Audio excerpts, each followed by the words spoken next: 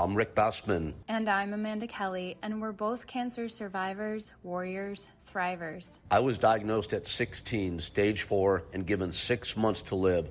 4 major surgeries and 3 years of chemotherapy. Hell, later, I made it through. And for years afterwards, I was angry at the world. I was defeated, and although I wasn't dead, I felt like my life was over. I traveled a bit of a different road. Diagnosed stage 2B with a grapefruit-sized growth in my chest, immediately I saw the reason for what I was experiencing and the opportunity in it. To become that person I always wanted to be. The one who believes in herself wholly and who wanted to dedicate her life to helping others uncover that inner faith and resilience. It took me a long time to understand that Amanda's way is not only the right way, the better way, but when it comes right down to it, the only way. Life is a beautiful and blessed gift. I believe that and feel that with every fiber of my being, and my mission is to help others to create that same gift for themselves. This gift is available to everyone who is ready to receive it. Today, I'm healthier and I'm wealthier in mind, body, and spirit than I ever imagined possible. When challenges arise, things that once seemed insurmountable, I now see them immediately as opportunities to become even stronger. No matter what you are facing, you have that same strength inside of you. Together, as the Cancer Warriors, we are here to lend whatever wisdom and experience we can. To see your challenge as an opportunity, no matter what you're facing. No matter how impossible it may seem. To help guide you to go from surviving to thriving. Hey everybody, it's Rick Bassman here for another episode of the Cancer Warriors. And I want to point out here that we are recording right now. And here's why this is so important. I screwed up. Now, I've been doing these podcasts for a couple of years now. I have amazing producers, John Pozorowski and Devin Nicholson. And now Amanda and I and the Cancer Warriors share these amazing producers together. But in getting a little too big for my britches recently, I'm like, guys, you may not always be available. So I need to learn for us to fly solo on these things. They're like, heck, go for it. So in part of that early experimentation stage, Amanda and I booked a guest that we're excited about. His name is Chuck Keels. And we get into this podcast, and it's one of those things that just starts to go really well. And then as it's moving, it's like going better and better. And every now and then, like, I don't know, whatever you do, if you play tennis, if you're an artist, sometimes you feel like you're in the zone. And man, Amanda and I were in the zone with Chuck. We finished this podcast and I call Amanda immediately. I'm like, I've done a couple hundred of these at least. And I never think they're very good at all. I never feel great about it when it's over. Every now and then I'm like, yeah, that was pretty good. I call Amanda. I'm like, that is the single best podcast I've ever been a host or a co-host on. And then I had to call Chuck and tell him the same thing. Chuck, of course, said, well, why? And I couldn't really articulate exactly why, other than it just felt like it hit on every cylinder. And then guess what? I screwed up. I forgot to hit record. So I was actually kind of afraid to tell Chuck and Amanda that this happened. So I called Chuck, and he was so good humored about it. He was like, don't worry about it, man. Let's do it again. As opposed to like, seriously, this guy's really busy. He's out doing a ton of amazing work with survivors, with people that are striving to survive. And he's got a lot on his plate. And I kind of figured he'd be like, best case, it would be, really? Seriously? Okay, I guess we can do it again. But right away, he's like, don't worry about it, man. We got it. And then I was afraid to tell Amanda, who was also super cool about it. So all that being said, enough of me explaining what a dummy I am. I want to bring my amazing co-host back on. And we are, a little bit after that, going to bring back this incredible guest, and we're going to try to recreate magic, not only recreate it, but even bring it up. And then afterwards, I think Amanda and I are going to tell you how we did. How's that? Anyway, without further going on and on, my incredible co-host who does such amazing work in this space, Amanda Kelly. Hey, Rick. It's good to see you again. And I'm so excited to bring Chuck back on again. I know. Oh my God. I mean, what to say? Did you feel like when we got off of that one, did you feel the same way that I did? Oh, yeah. It just flowed and it was such an amazing conversation. Y'all, I cannot wait to bring Chuck back on because he has such an amazing story. But the best part is his energy. So, yes, let's go for expanding the magic this time. We'll do it. We've set a high bar for ourselves now, but I think we can jump over that bar. I just want to say to you real quickly, and to Chuck, who I know who is listening to this off stage, as they call it at the moment, that I feel personally blessed to have another hour with the two of you together, because the both of you are like such bright lights in this world. And anybody that gets to spend this time with you guys, including our listeners, always comes away better for it and benefits from it. So thank you for that. I feel like I wanted to say that. Thank you so much. And I can't wait to bring Chuck back on. Well, would you like to introduce our guest tonight, Amanda? Well, I don't even know what to say, except let's bring on the magnificent Chuck Keels. He's got quite a story to share, and I'm not even going to pretend to know all of the labels that I should be giving to him, so I'll let him do that. Chuck, man, we set you up big time, dude. How are you?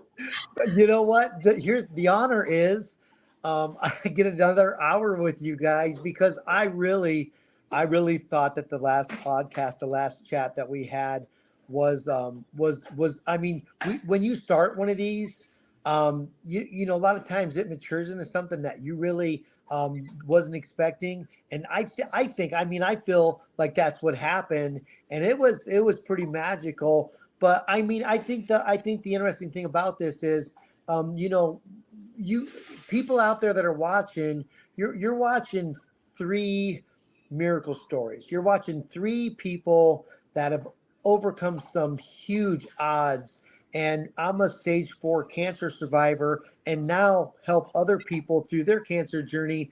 And I think because it's something that I do every day and something you guys talk about every day, it's going to be even better. It's going to be even better. So I'm excited, and I appreciate you guys, you know, asking me to join you again. Oh man, of course. And thank you for including me in that trio there. On that note, because we all have these great stories, I have to do this. And I just thought of it. I want to admit to everybody what we were doing before we went live. Amanda and Chuck and I were all. Should we just show them, or should we just tell them what were we doing? I'm embarrassed. I'm 58 years old. I've been through stage 4 cancer. I watched my body melt off of me, and I'm back in the gym. I'm riding a bike. I'm probably getting in about 100 miles a week on a bicycle.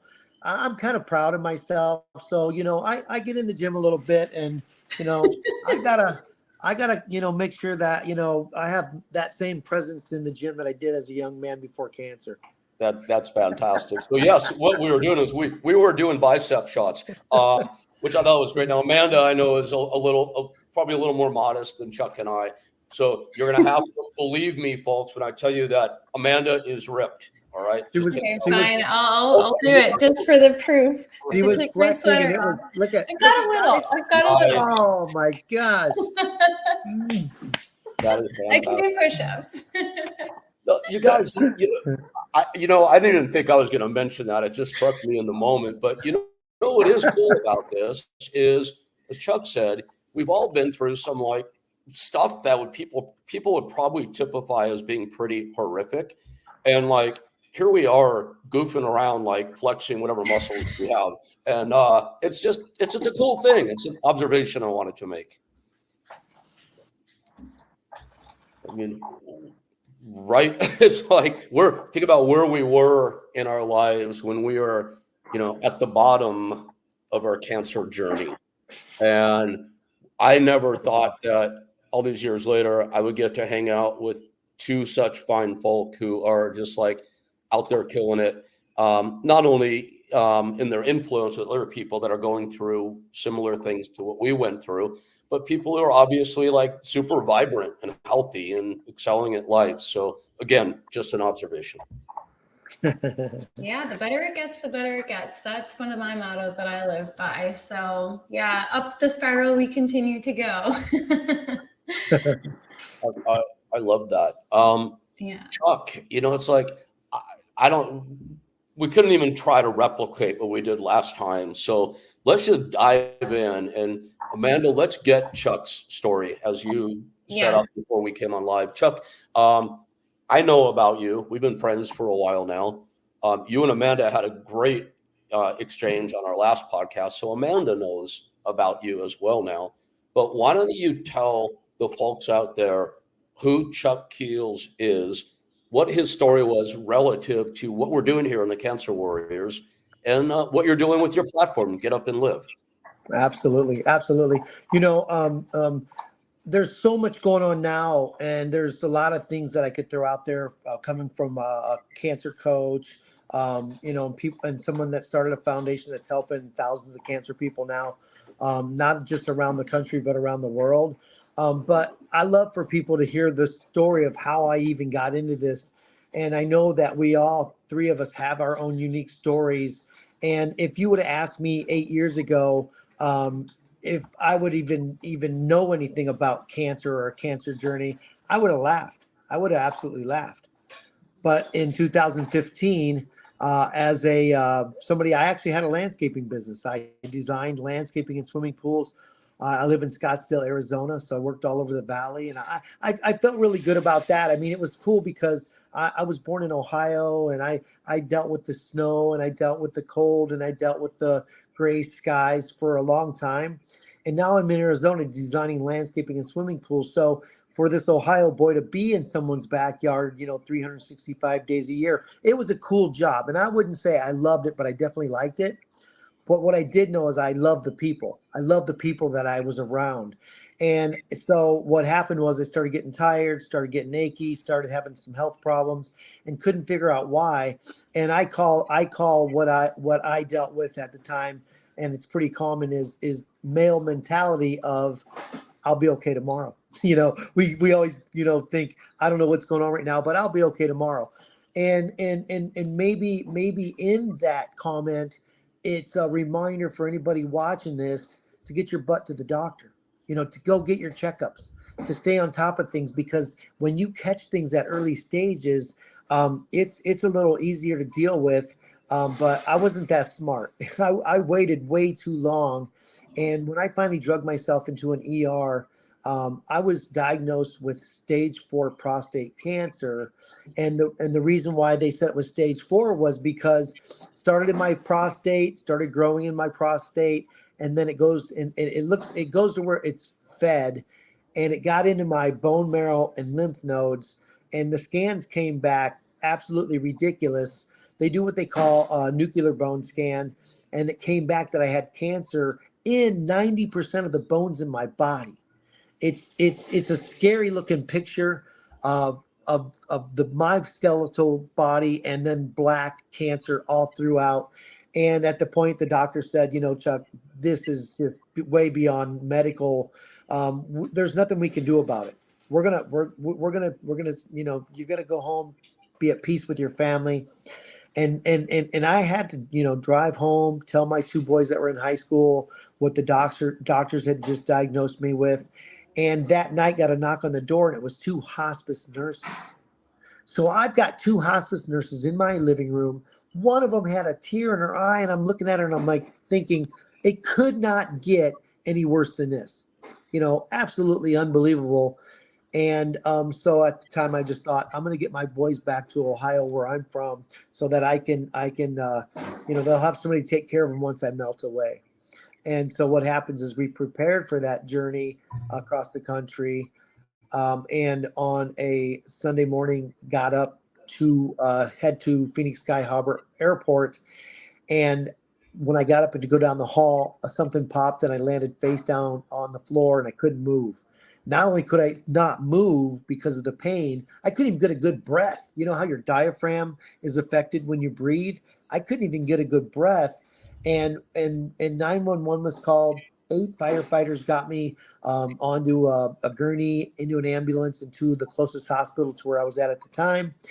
And at that hospital, they said that popping sound you heard when you fell was your spine collapsed in 2 places. Oh, God. So I suffer a double compression fracture. That's the medical term for it. I call it a broken back. And you can imagine when your spine starts to crumble, it's collapsing into all the nerves. And I'd never felt pain like this in my life.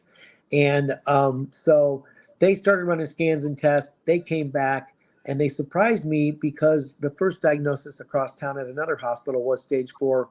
Go home and be with your family. There's nothing we can do. At this hospital, they said, you know what? We're looking at this. We want to fight it. And I was like, wow, man, this dead end just kind of made a turn. And I said, what's the plan? And they said, we're gonna do 2 surgeries tomorrow. We're gonna stop your testosterone because it's feeding the cancer. We're going to put your port in your chest, and anybody that's been around cancer knows what a port is. If you haven't been around cancer, it's a device that goes under the skin, and there's a tube that goes into a major artery. And that way, when they go to give you your chemo, they don't have to do it through an IV or anything. They do it straight into this port. It makes life a little bit easier, and they can even do blood tests and stuff through it. So stop the feeding of the cancer, put your port in, and then the next day start chemo and killing the cancer, and that's your chance. And I said, sorry, I want to back up real quick for context sake. From the time you first heard you have cancer up until this moment, how much time had gone by? it's about 3 weeks later. Wow, that's pretty Yeah. overwhelming amount of stuff in such a short period of time. Holy And cow. what I didn't say, Rick, was that plan to go to Ohio was you don't pack up your stuff if you've got 3 months to live. I gave away everything I owned, everything I worked my tail off my entire life, missing my kids' sport events and things like that because I had to finish a landscaping project to put more money in my bank account to buy brown leather furniture, flat screen TVs. And when I was diagnosed and they said you were stage 4, all of that material stuff absolutely meant nothing to me. And I gave it all away. I watched it drive off that week happily. And so that was a big lesson in life right there. And so I can see why you do that. And I'm sorry to interrupt again, but I really want this to sink in for a moment. You're a guy chilling out, doing pools in a sunny backyard in Arizona. It sounds like a nice life. And 21 days or so later, your spine is effed up. I didn't say the word, Amanda. Yeah, I get points for that. You're getting a port put in, which is no fun, even though you said it makes life easier. I've had it, and it's a BITCH. Didn't say that either. And I mean, you're in tremendous pain. You're stage 4. You're in hospice. You're going in for chemotherapy. I mean, what does that do to a person in a 3-week period of time, mentally and emotionally, when previously you're out in the sun cleaning pools? I mean, you guys can probably say a very similar story. Nobody plans for a cancer diagnosis. Nobody plans. It's a situation where, you're thinking about it, and I've got my kids, and I've got, it's one of these things where you may plan for your kid's graduation, a wedding, you plan life like that. Nobody plans for a cancer diagnosis, and it's a head spinning experience. It's what's going on, what's going to happen. Is this a short journey or long journey? Is this a short journey, meaning is this cancer thing for me going to be a sentence, or is it going to be a situation that I need to deal with in life? And so that's what I was trying to figure out through this few days of just like a ton of bricks being dropped on my head. I love the way you put that. Is this a sentence or is it a situation? And I feel like, that's a big choice point for a lot of people. A lot of people don't feel like they have a choice, but I feel like we always are given a choice as to how we view a situation. And I just really like the way that you put that, because it almost, I don't know, like a sentence or a situation, like if we choose that it's a situation that we can overcome against the odds, like it just puts the power back in our hands a little bit, So, wow. Absolutely. You know, that is something that I love to talk about now, especially when I get a call from someone that was just diagnosed in the last few days or last couple of weeks, Mm. and they're thinking it's a sentence. And I remind them it's a situation, not a sentence. What do you want to do with this? Having choices, having choices, and you know, we think about choices in all these different things in life. How about a choice in your health journey? How about a Mm. choice with a cancer diagnosis? And what Amanda said just now was something we can't just gloss over, the power of the mind when it comes to things. You know, back in my old sales days, if you can believe it, you can achieve it. What, you know, Mhm. what about your health? What you do you know that when you say,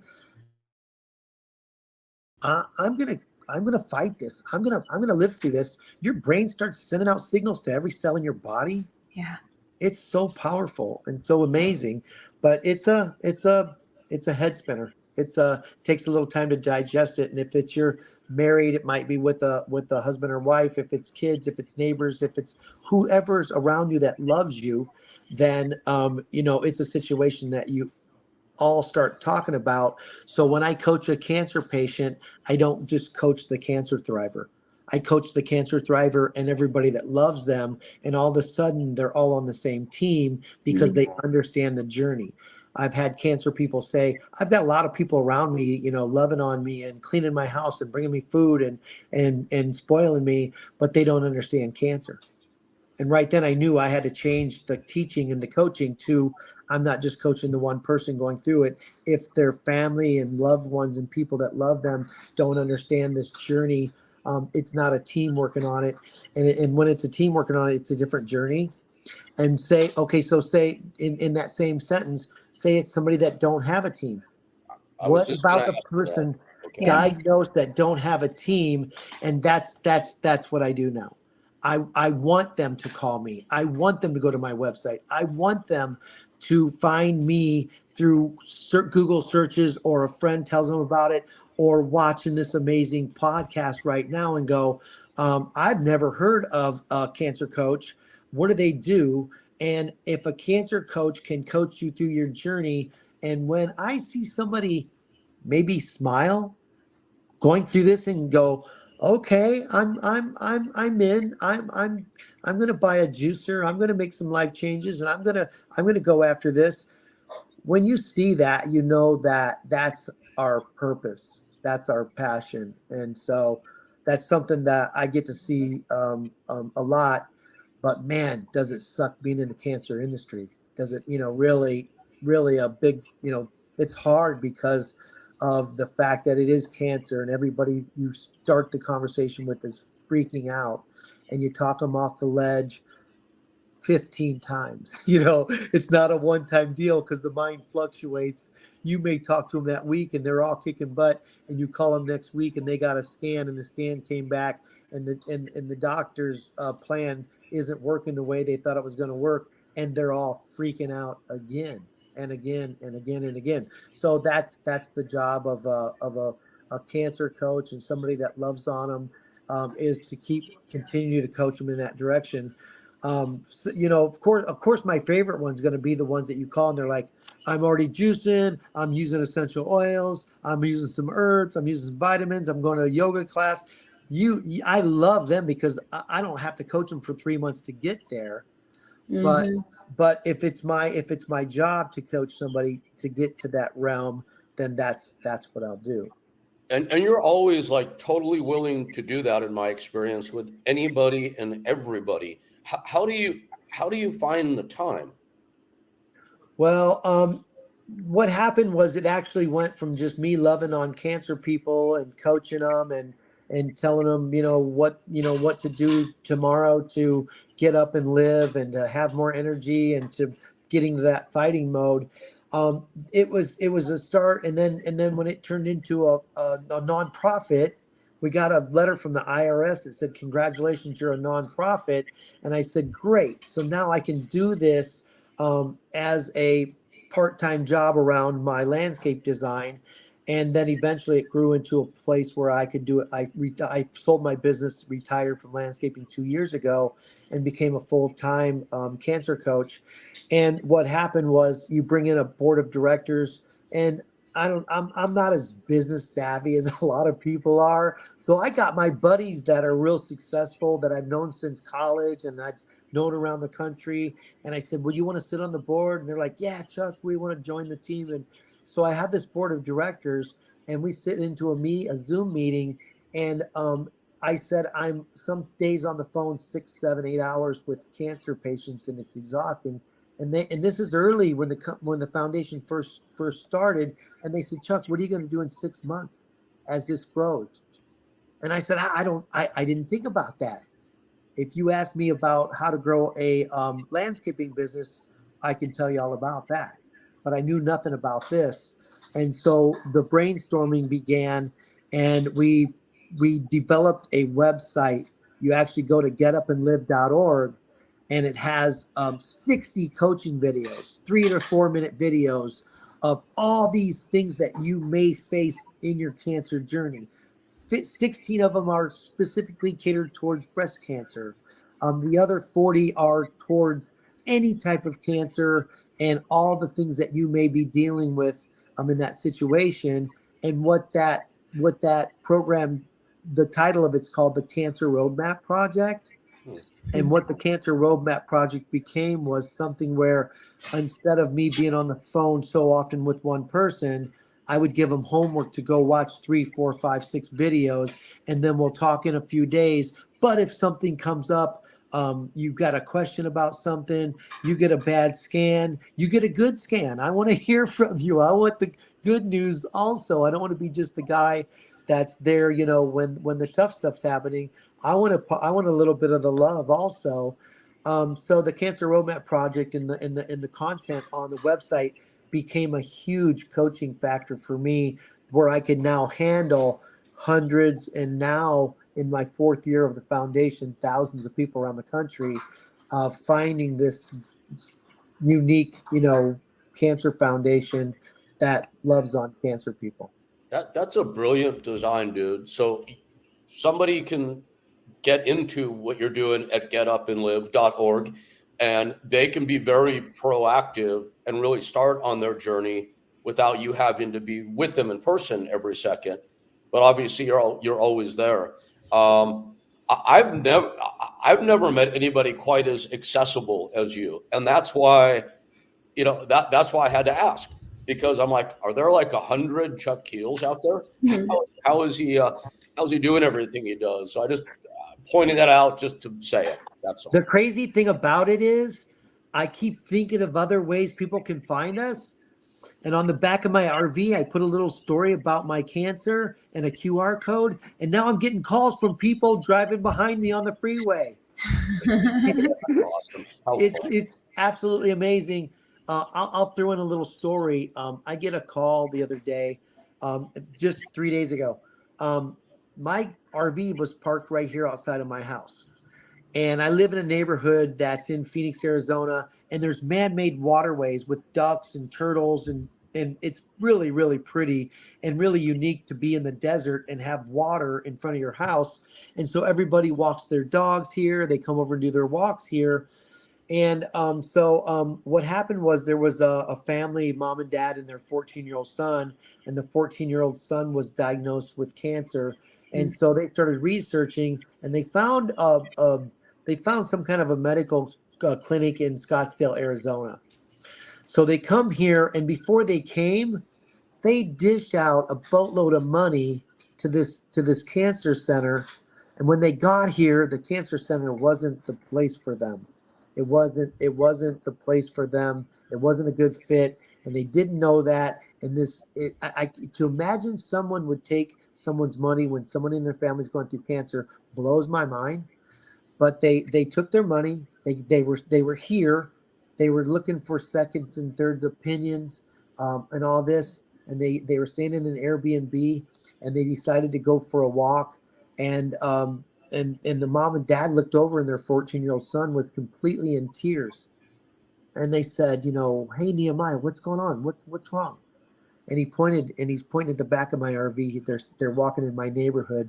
They see the RV. They find us and they go, boy, we thought God sent us to Phoenix, Arizona, Scottsdale, Arizona for this specific medical place. But no, we came here and now we found you. So it's unbelievable and just such a unbelievable warming experience.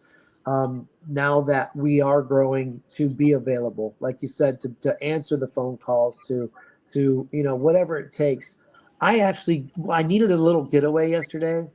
I shot over to Lake Havasu. It's the Colorado River between California and Arizona. And I got over there and I took my laptop, I took my phone, I was still working. And then I said, I'm going to sneak out and do a little kayak just out to the middle of the lake and back. Just my exercise, the sun, the air. And on the kayak, I answered the phone 3 times. And I told people, they're like, where are you? And I'm like, you're not going to believe this. I'm in the middle of the lake and I'm on a kayak. And they're like, what are you doing answering the phone? But you love it, man. Clearly, you wouldn't have Yeah, it any other way. And yeah. 'cause I know I heard you mention a couple of times. Well, it's pretty hard, and what you do is hard. What Amanda does is hard. I'm not as hands on as the two of you, but I do quite a few myself, and it's hard. But at the end of the day, and Chuck, you're like the epitome of this. I find it to be very fulfilling because we've been through it. And it's nice to be able to give some of our experience and hope to another, isn't it? Yeah, when you find a passion and purpose like this, and like I said, it sucks. It's hard. It's cancer. It's a constant, cheering people up and okay, the follow-ups and the things like that. But man, I don't think I've ever slept so good at night as what I do now. Well, you're giving people hope. And I think anyone that logs on to the Cancer Warriors, Amanda, is probably not doing it because they're seeking entertainment per se. Yeah. That'd be pretty weird, right? I would think they're logging on because they're looking for hope for themselves, for a loved Mhm. one, that sort of thing. And I want to back up a minute to something you were both talking about. You were both talking about choice. Now, the three of us have all been in pretty dark places, at least on the physical and medical side of things. For myself, emotionally and mentally as well, because I was predisposed to not handle things that well. Um, let's say somebody is diagnosed, and Chuck, you mentioned before they might have a support system, they might not.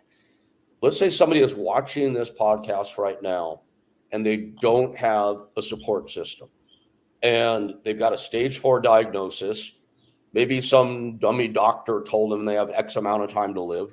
I don't mean to impugn the whole medical system here, but I had to say it. They're in bad shape. And this person is now, their buzzwords in their own head are things like, it's over for me. I'm going to die. There's nothing left. But they've logged on to this podcast. What choice can they make now? Well, I mean, everybody's looking for direction. I think that's something huge that we do, because I know what I went through when I was diagnosed, and I couldn't find the navigation and the guidance after that. Here's your diagnosis. Here's your medical plan. We're sorry you're going through this, and then send you home. And I'm flipping out, and I'm searching all through the web looking for a coach, a navigation nurse. I'm looking for somebody. I couldn't find them, and that's why I became that. I said I don't want other people to deal with what I dealt with. So I became that next door, that next place you should go when you leave your doctor's office. And what I tell people also is you need to have 2 plans. I don't have a medical background. I can say get a second opinion. I can say get on good support sites and learn more about your diagnosis and ask your doctor very tough questions. And that's as much as I do over on the medical side. Okay, so the your medical plan and the other plan is your personal fight plan. Now we're rolling. Let's talk about your personal fight plan because that's what I specialize in. That's what I do, and that's what I did for myself. Hey, this is kind of funny. It's not funny, but I mean, I was going to the gym even though my body had melted off me, and I went from going in and putting the pin under the entire stack to going in and putting the pin under one plate and making myself go. And some days I was like, this is silly. You've lost so much strength, and you don't know what's going to happen in the future. But I made myself go, and I was like, hey, you're here. You're here.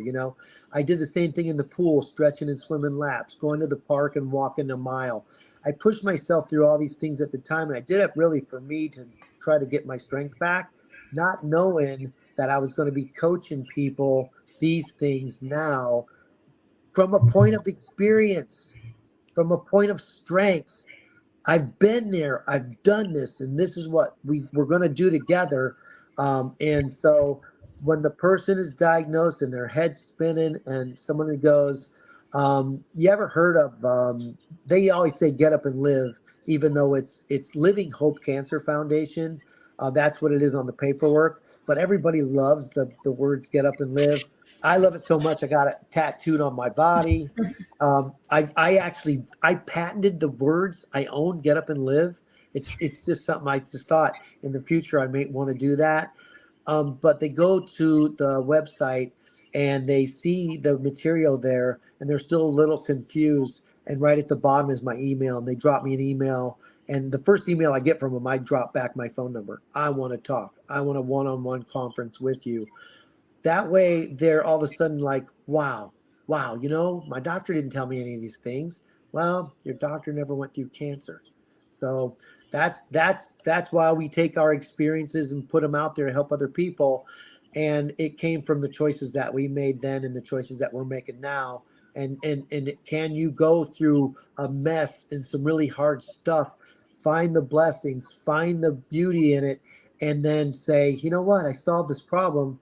How many people are going through this? How many people can I turn around and teach the same thing to and help them out while they're going through their journey? That's beautiful. Amanda, same question to you. You've got someone that's logged on here now, and they think in their mind that it's all over. Yet there must be some glimmer of hope because they're logged on. And you've got their attention now. What do you say to this person? Well, if you're still here, there is hope, number one. And hope is powerful because it opens up possibility. It opens up an opportunity that you might not have realized was there in the first place. But sometimes you have to latch on to that 0.01% chance possibility that you are still here taking a breath right now. And as soon as you begin to shift that mindset, you begin to shift your energy, you begin to shift your emotion, your chemical makeup in your body, and it's starting to shift the signal patterns that are ultimately creating the resonance within that impacts how your cells are operating, which is ultimately what all health is about. So I just got way more technical than I intended to there. And that was not a perfect biological explanation, but essentially it's all connected.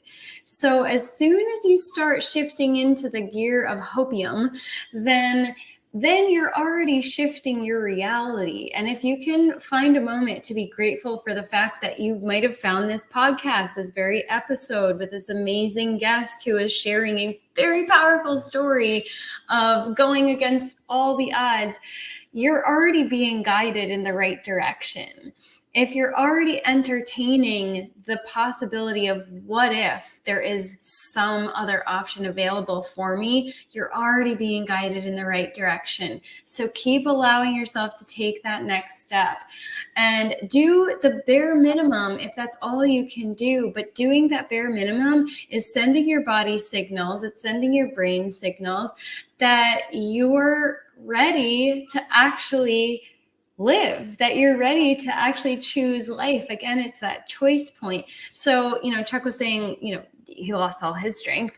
And when I was going through my stuff, like I was in the hospital for 4 days at a time and I couldn't leave the unit. So one example of something I did was I got up, I took my IV pole because I was in continual infusion for 24 hours at a time. And I just did laps around the oncology unit. I just kept going around and around in circles. And sometimes it was faster, sometimes it was slower. Sometimes I would put my legs up on the windowsill at the end of the hall and stretch my legs. And I would stand up when I was inside my room and type away on my blog. And, I would do what I can. And when I was exhausted, I would prop my pillow up just a little or move the little bed up, and I would meditate practically lying down. But I would make myself meditate, which would end in a gratitude, prayer, thank you, universe, visualization of me being healthy, right? So as low as I felt, I would still do the things. I would still do that bare minimum of showing up because I knew I had to survive, and I didn't give myself another option. So when you do the flip of what most of the doctors say, they give you only a tiny amount of time to live. If you give yourself the possibility of a full life, just by making those tiny choices day in, day out, that can change everything. You can become that miracle yourself. We are all walking miracles because we're alive already. So choose to be the miracle. And that's the choice that we get to make in every moment. Does that make sense? It's kind of rattled. That makes sense. That was like so incredibly well said. And there was so much good advice in what you just said. So yes, 100% makes sense. Good. I think it's important for people watching this to remember this. You're looking at three people right now, Amanda, Chuck, and myself, who are all pretty darn good moods right now and pretty good places in our life. And you may not be at that place. Remember right now, looking at the screen, you're looking at three people who are at death's door. Now, I can't speak in Chuck's or Amanda's voice. I can tell you I was very fatalistic about it. It took a lot of work for me to come out the other side. My advice, and Amanda, I can't really say anything you didn't because it was so well done. And Chuck, you as well. What I got from you, Amanda, is like you're telling them do something, whatever that might be. And if you feel like you're out of hope, here's what I do with myself. If I find my thoughts go in the wrong direction, I have a thing I do internally. I tell myself, stop. And I see that word stop with an exclamation point. Stop. Let's turn this. And what can you do? I mean, what if they can't do a lap yet? They will. They'll get to that point. It's like, don't log on and watch the news. Don't go look at murder and mayhem on television, right? There's a website called the Good News Network. Go to that instead. Search something positive, inspiration. Mm-hmm. Watch a comedy, the laughter. It boosts the good chemicals. Yeah. Make a choice to do something positive. Yes. And you'll be amazed once you make that first choice, how quickly you can start to compound and build on that. And a challenge I would give to everybody out there that's watching, it's like, I love talking with people now that are going through it. I mean, that sounds kind of weird to say. I know that. But it's amazing to be able to help somebody out and to inspire. So anybody, I mean, Amanda, I can't imagine you would have thought when you were lying in the hospital going through the worst of it, Chuck, when you were given your death sentence, that you guys thought you'd be doing this one day. So anybody that's out there going through it, this can be a challenge to attain the biggest victory in your life. You haven't even imagined what this can mean for you when you come through it. I think that's important to think that way. Yeah, I you know what I love about doing this with you guys is every time we talk, I learn more and more about you guys. And Amanda, I'm not kidding you. I just got the willies when I heard what you were saying about your personal journey because I was the same guy. I had an IV pull with all my fluids and stuff, dragging it around the hospital floor.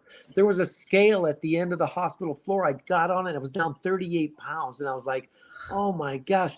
And then the IV got taken out and I actually opened the fire escape door and went down the flight of steps and back up. And then they moved me from the hospital I was at where the surgery happened over to the Mayo Clinic. And at the Mayo Clinic, I was in an area where they had all the medical help and everything, but you also had a laundry room and some things of your own. So it kind of felt more like a home. And I'm not kidding you. I said, I'm going to walk down the hall and put some laundry in. I dropped a sock and my legs were so weak, I couldn't hardly get it. I remember the focus and how hard it was to get down and pick up a stupid sock and stand back up because I was so weak. So when you just told that story about dragging the IV pole, I was like, man, I was right there. I was right there. Yeah. And there you go, folks. Anybody listening in, sometimes all you have to do is just as much as you can do. You know, I keep thinking about this talk that I saw. I don't know if anybody's familiar with Greg Braden, but he's done a lot of research into heart coherence. And there was this episode where they were going around to the people who in the world who had lived the longest. They were the oldest people in the world. And they were asking them their secrets, like what is their diet? What is this?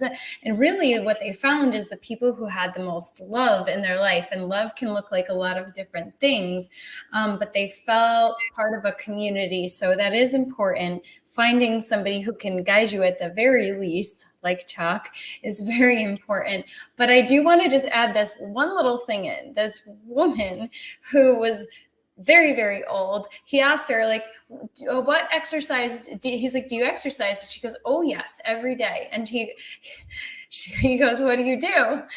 And she did this. She's like, I do that like 10 times. And that was great. Her exercise. That's great. Sometimes that's all you can do. That's exactly. Great. Yeah. And so my point is, sometimes we like, it's that tiny thing. Can you at least do this as you're lying in your hospital bed or you're sitting down? Yes. Can you sit up and focus on your breath and calming your system for 60 seconds? Start there, you know, just like the little thing. And then as I forget who said it, but you compound it. Yes, exactly. I love that, Amanda, because it's great you guys do what you did, but not everybody can even do the lap of the floor in the early stages. So you guys are making such good points. You're telling everybody that they can do something to move to the next step, which then will move them to the next step, and so on and so forth.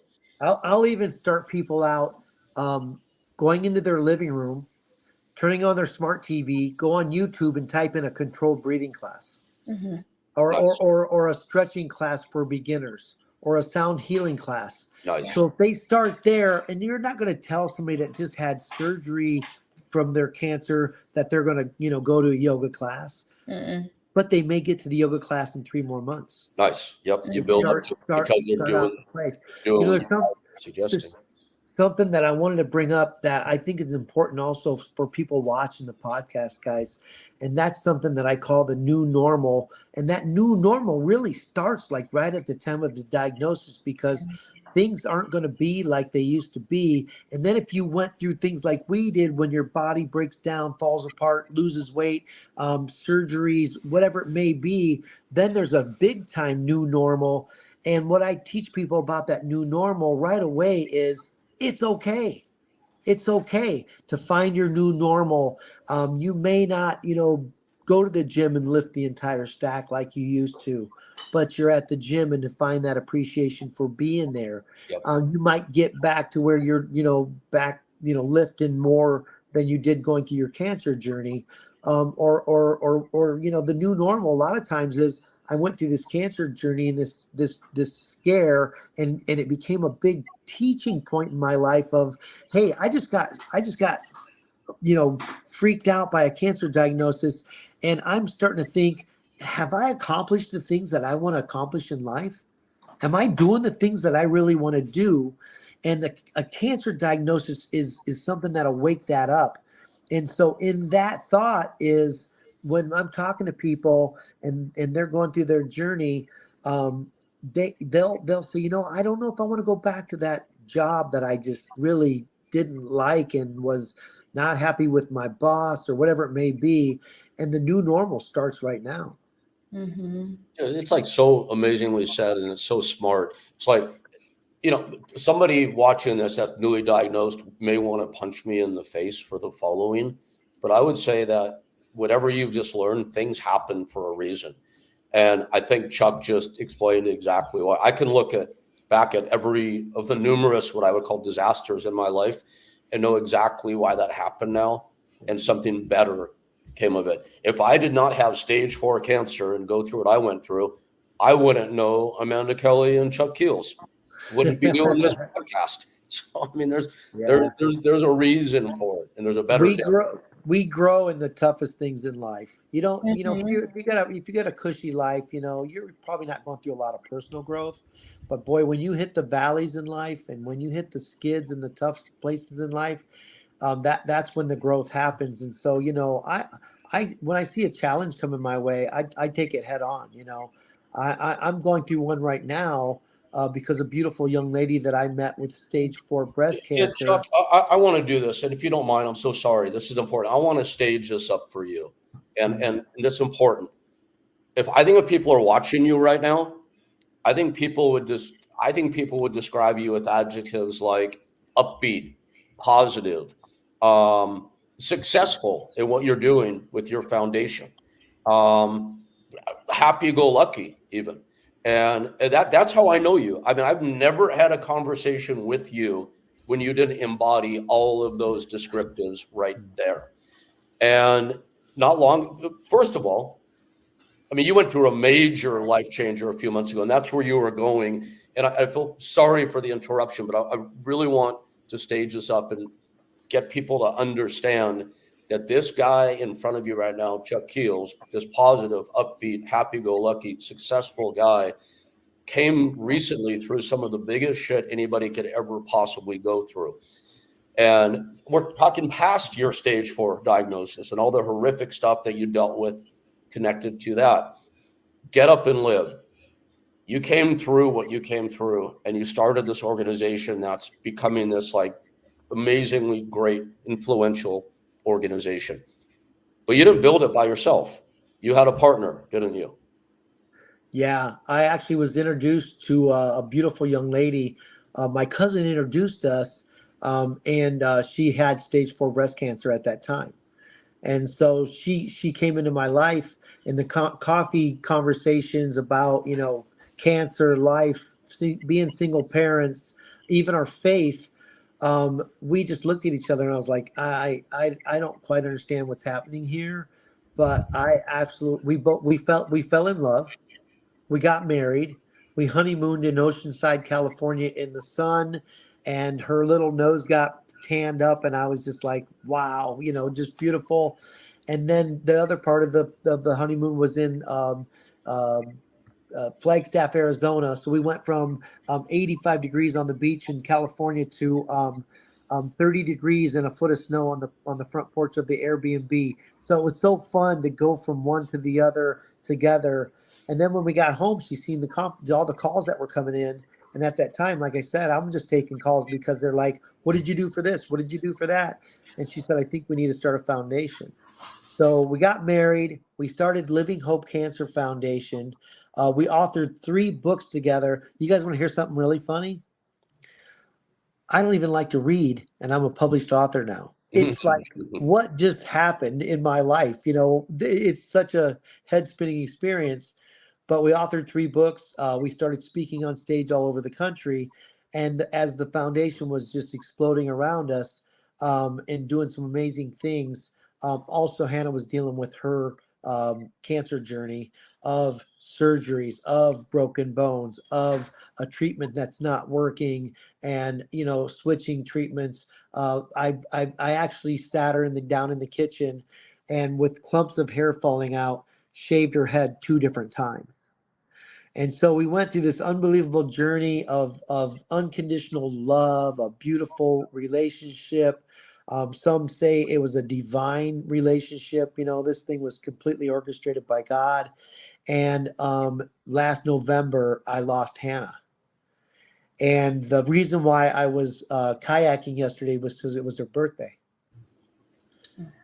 And it's one of those things that, it's one of those things where, just like we're talking about, what choices are you going to make? If I went and I stayed in bed and pulled the covers over my head, I have hundreds of people around me saying, "You do that, dude. You deserve that." I would hide in that bed for 4 months. I have that choice to make, but my choice is to keep inspiring people, keep loving on people. And I'll tell you guys the truth. There's two things in life that I never ever wanted to do. I've never wanted to go through a cancer journey and then coach cancer people, and it turned into my passion and my purpose. And I would never ever imagine that I would be coaching people that have lost a loved one, and now I'm doing that also now too. And it's just it's a it's a challenge every day to get my feet out of that bed and to get moving. But if I coach people to get up and live, I want to be that person that's leading the way.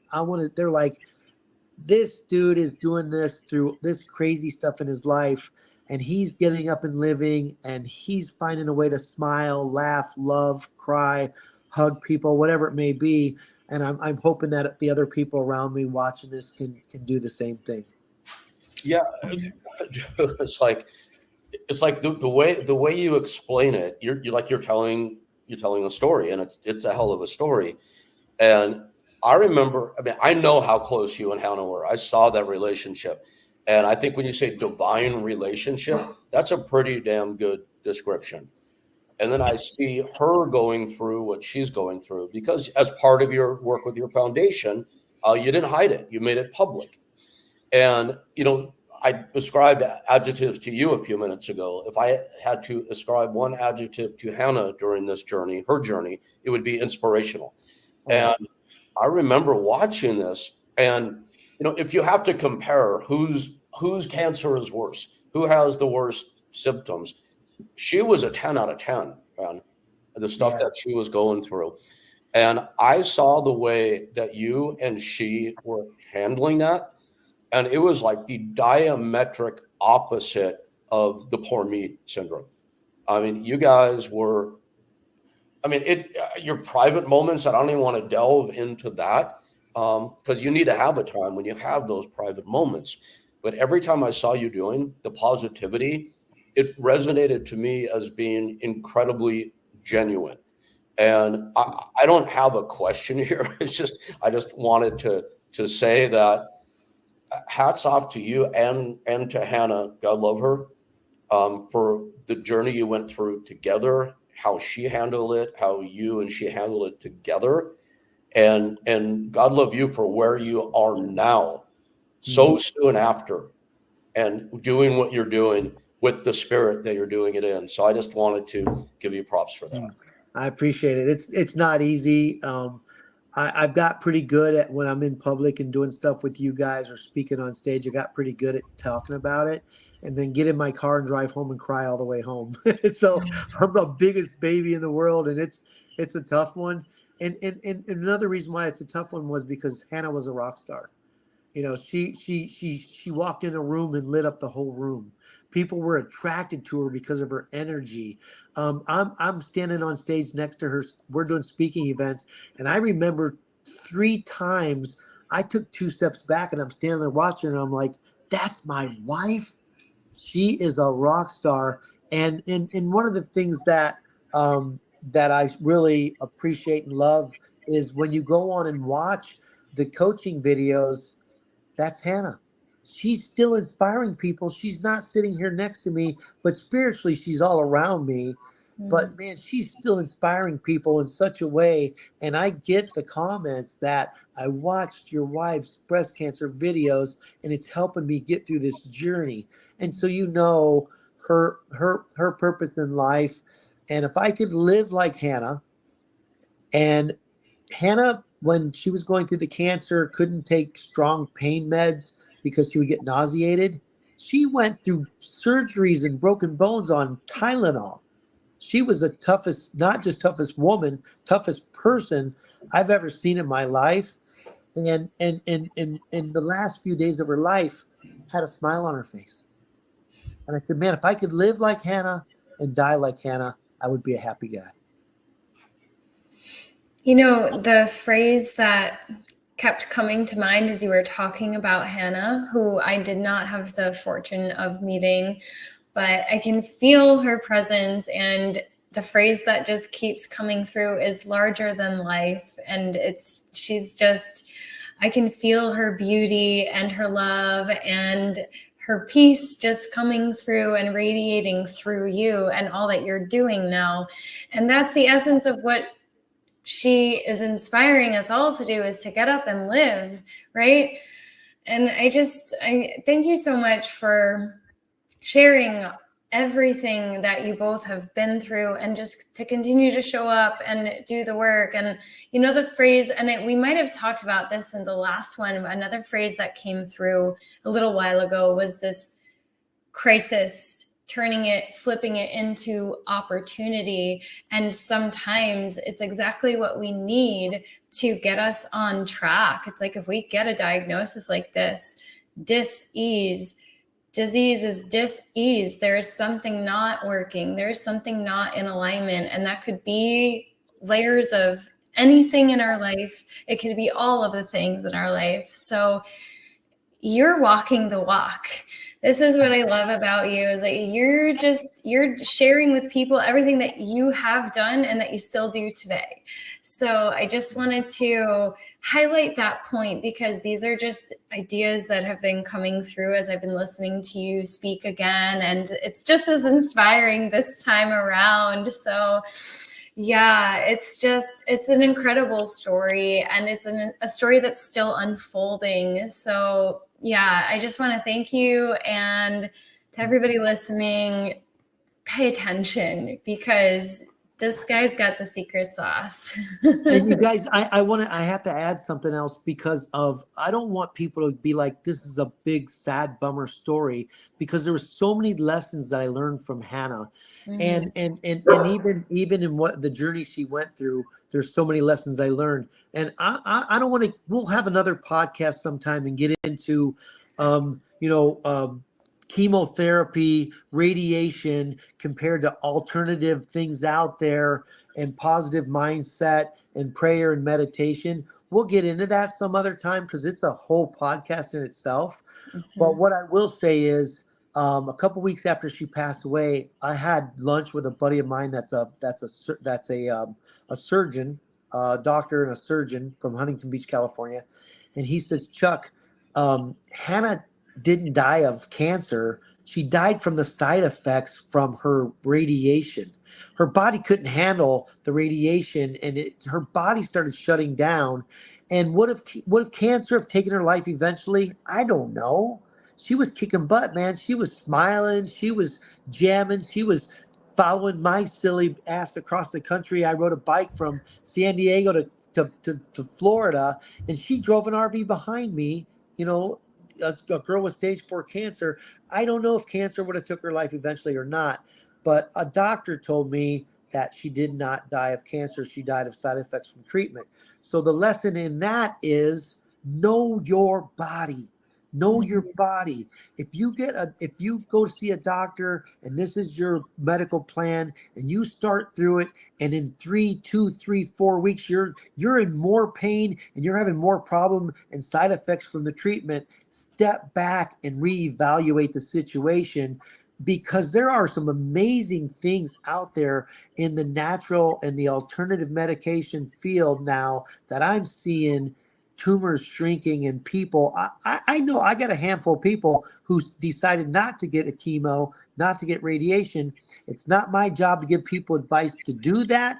I'm just telling you a story, and they are cancer free now. Mm-hmm.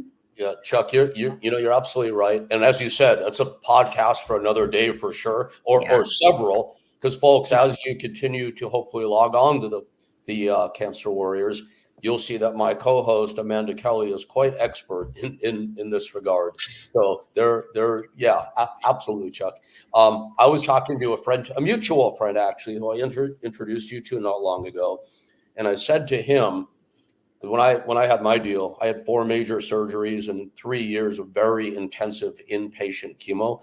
And I said I would take a major surgery where I'm cut from waist to neck any day over a round of chemotherapy. So yeah, man, but that it's a subject for a different day.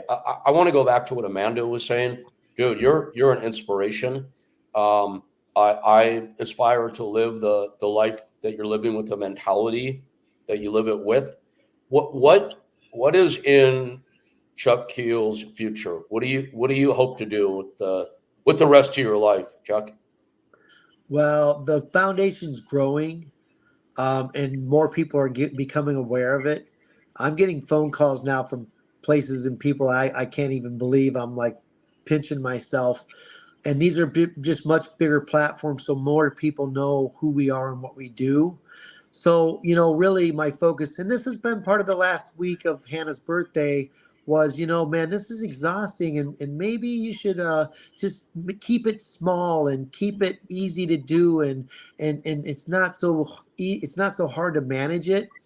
And in my own meditation and prayer time, I got a message, a download that said, Hannah helped you start this foundation. She was the co-founder of Living Hope Cancer Foundation. Build it to honor her. Yeah. So onwards and upwards, and we can all expect to see and hear a lot more about you, I hope. Absolutely. Absolutely. I really feel like it's a baby. It's only 4 years old.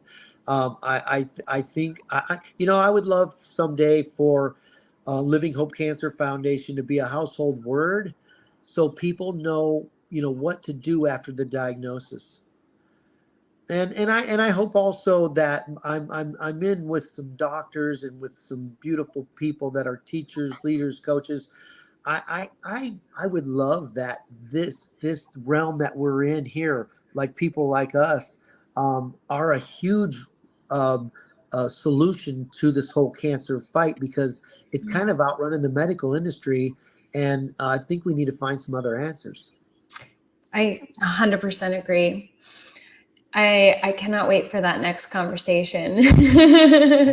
Well, we'll have it soon for sure, man. This hour plus flew by. Thank you Mhm. so much for your good humor and being cool about doing this again. I really appreciate that. And actually, I lied. It did record perfectly. I just wanted more time with the two of you.